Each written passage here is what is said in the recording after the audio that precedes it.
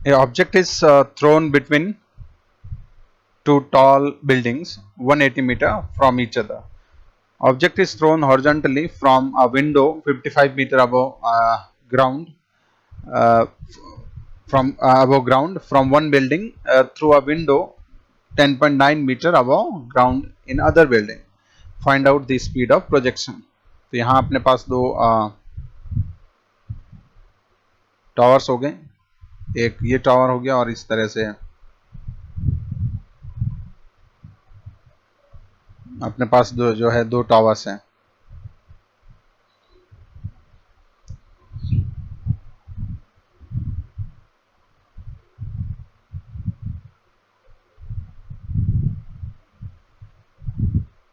ये ग्राउंड हो गया। इस टावर के किसी हाइट से, ठीक है, इसकी टावर की हाइट मान लेते हैं यहाँ से पार्टिकल को हमने थ्रो किया हॉरिजॉन्टली, ठीक है, और इसकी टावर की हाइट कितनी दे रखी है 55 मीटर।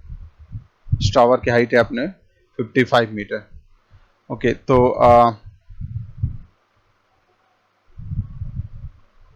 55 मीटर यहाँ से जो पार्टिकल जो है, और क्या इंफॉर्मेशन दे रखी पहले तो वो नोट कर लेते हैं हम।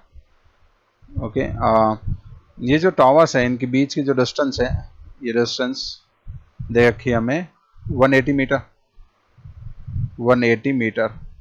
और ये पार्टिकल यहाँ से थ्रो किया है, ये स्पीड हमें नहीं दे रखी है, वही पूछा है find out speed of projection, इसको हम स्पीड u मान लेते हैं। और ये पार्टिकल जो है इस तरह से प्रोजेक्ट किया गया है कि ये जाके यहाँ पे किसी यहाँ जा रहा है, ठीक है। और ये जो पॉइंट है, ये जो विंडो है वो कितनी, ये तो 55 मीटर था, ये था 55 मीटर,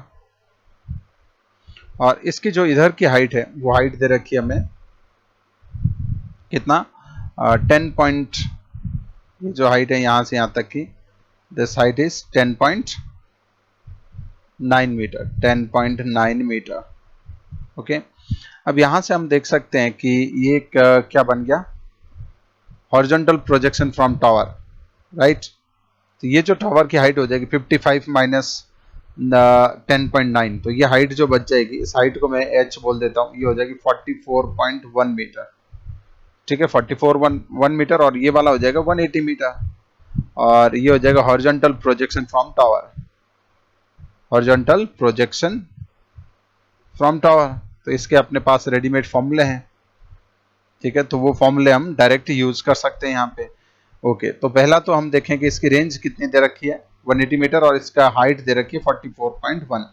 तो टाइम ऑफ फ्लाइट की बात करें तो टाइम ऑफ फ्लाइट इसका कितना हो जाएगा, √2h/g होता है, √2h/g। तो √2h हो गया 44.1 भाई जी यहाँ पे 9.8 लेना है, 9.8। तो यहाँ से हम कैलकुलेट करेंगे तो इसका जो टाइम आएगा वो आएगा 3 सेकेंड्स। अच्छा, रेंज का फॉर्मूला यहाँ रहता है u इंटू टी, रेंज दे रखी है 180 मीटर, u इंटू 3, तो यहाँ से अपने पास जो u आएगा वो आ जाएगा 60 मीटर पर सेकेंड। ओके, तो यही पूछा था इसमें कि इसकी स्पीड ऑफ प्रोजेक्शन कितनी होगी, जो कि u होगी। A particle is projected from tower of height 25 meter with velocity 20√2 meter per second, ठीक है, at an angle 45 डिग्री, ठीक है। तो इसमें एक पार्टिकल जो है ये थोड़ा और क्लियरली लिखा होना चाहिए कि ये 45 डिग्री जो है अबव द हॉरिजॉन्टल है, ओके, अबव द हॉरिजॉन्टल। तो यहाँ से एक टावर मान लें कि ये टावर हो गया, इस टावर से जो है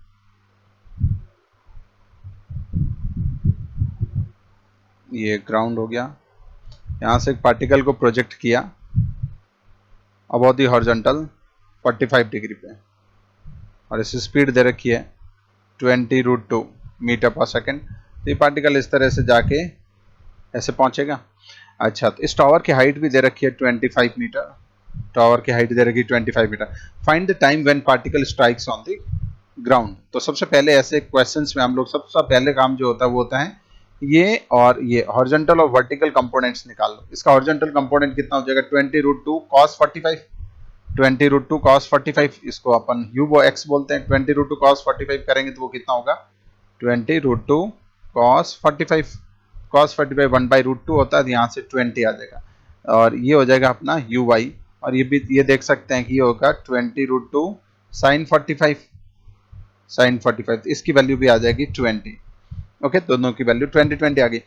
अब हम बात करें इस पार्टिकल की, तो ये पार्टिकल का टाइम निकालना है हमें यहाँ से यहाँ तक।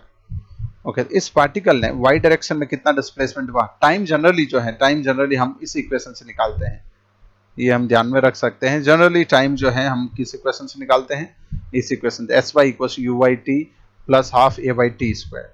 ठीक है, तो स्टार्टिंग वाले पॉइंट A से पॉइंट B तक की बात करें, A to B, हमें डिस्प्लेसमेंट चाहिए y डायरेक्शन का। ठीक है, तो एक चीज हम जानते होंगे कि y डायरेक्शन का जो डिस्प्लेसमेंट है वो कितना होगा, ये होगा कितना पार्टिकल नीचे आया, ये तो y डायरेक्शन का डिस्प्लेसमेंट है। और ये जो है इधर का, ये कौन सा डिस्प्लेसमेंट है, ये x डायरेक्शन का डिस्प्लेसमेंट है, राइट, ये जो है x डायरेक्शन का डिस्प्लेसमेंट है। तो इस पार्टिकल जो है ये होगा अपना sy कितना हो जाएगा, नीचे की तरफ है डिस्प्लेसमेंट, नीचे की डायरेक्शन को मैं नेगेटिव ले लूं तो ये हो जाएगा -25। ओके, ये हो जाएगा -25 और ये sx हो जाएगा, जिसको हम रेंज भी बोल सकते हैं यहाँ पे। ओके, तो पहले बात कर लेते हैं अपन y डायरेक्शन, तो ये कितना हो जाएगा -25, uy कितना है 20, t -½ एक्सेलरेशन -g हो जाएगी तो -10 रख दूं मैं, -g t² ही हो गया। ठीक है,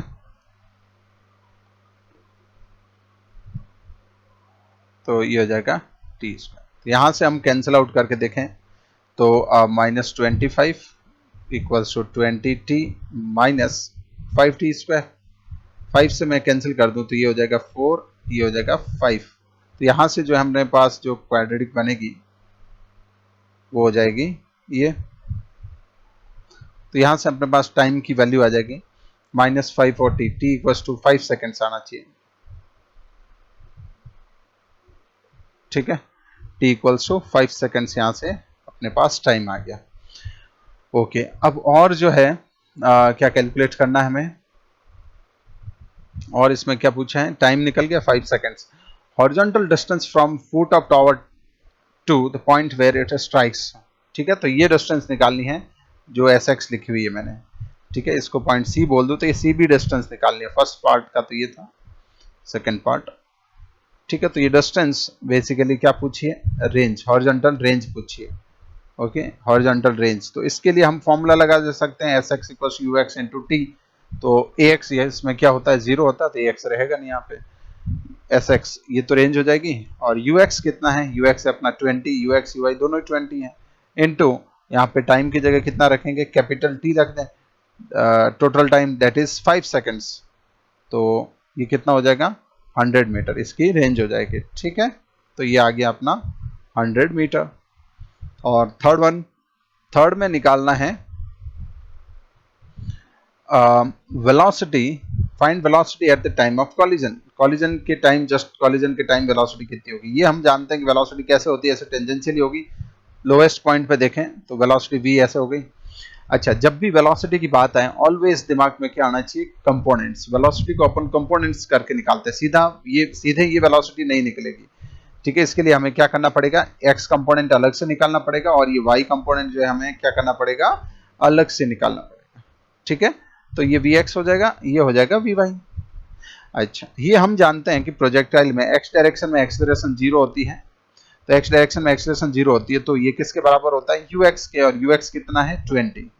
अच्छा, तो vx जो है अपना कितना आ गया 20 आ गया, और vy हम निकाल सकते हैं फर्स्ट इक्वेशन से, ut + ½ u + at,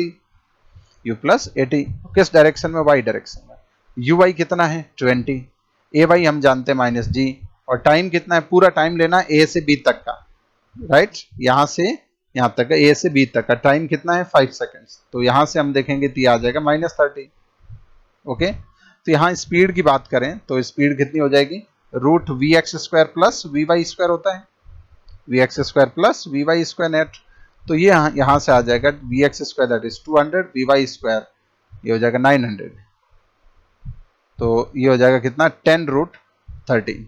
अच्छा, इसके साथ साथ ये एंगल भी पूछा जाता है, इस एंगल को मैं कुछ फाई एंगल बोल दूं, इस एंगल को मैं बोल दूं फाई, तो ये 10 फाई कैसे निकालेंगे, 10 फाई इक्वल्स टू कैसे निकाल सकते हैं, 10 फाई ये होता है, हम ध्यान रखें इसको, v y upon v x.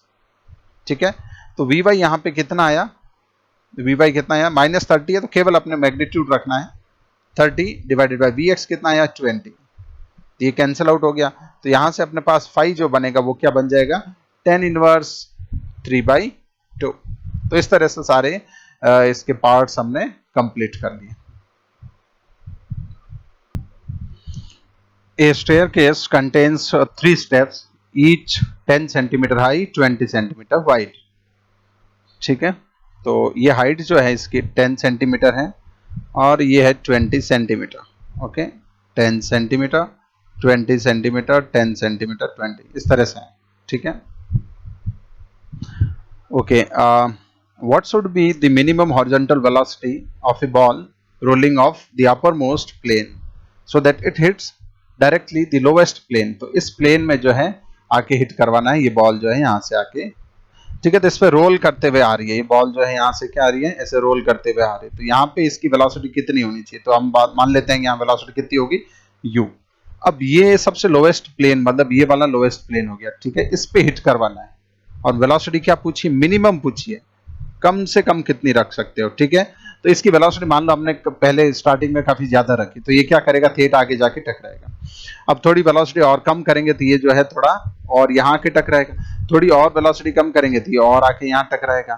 ठीक है, इस तरह से हम देख सकते हैं कि और वेलोसिटी कम करेंगे तो एक टाइम ऐसा आएगा जिस केस में ये जस्ट कहाँ टकराने वाला होगा, ये जस्ट कहाँ टकराने वाला होगा, यहाँ से ये लास्ट पॉइंट होगा, जब इस पॉइंट पे जस्ट बॉल यहाँ पे टकराने वाली होगी।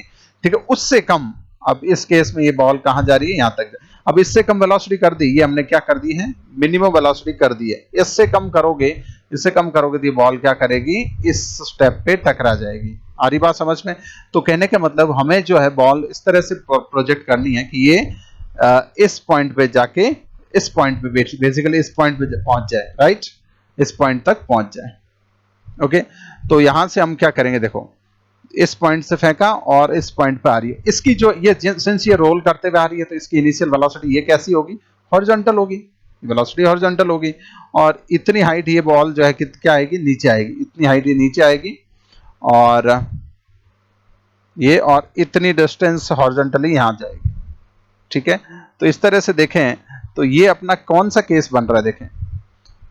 ठीक है, ये 10 सेंटीमीटर, ये 10 सेंटीमीटर, ये तो वर्टिकल जो हाइट है वो कितनी हो जाएगी, 20 सेंटीमीटर हो जाएगी, और हॉरिजॉन्टल कितना हो जाएगा, ये 20 और ये 20 जोड़ोगे तो ये आ जाएगा 40 सेंटीमीटर।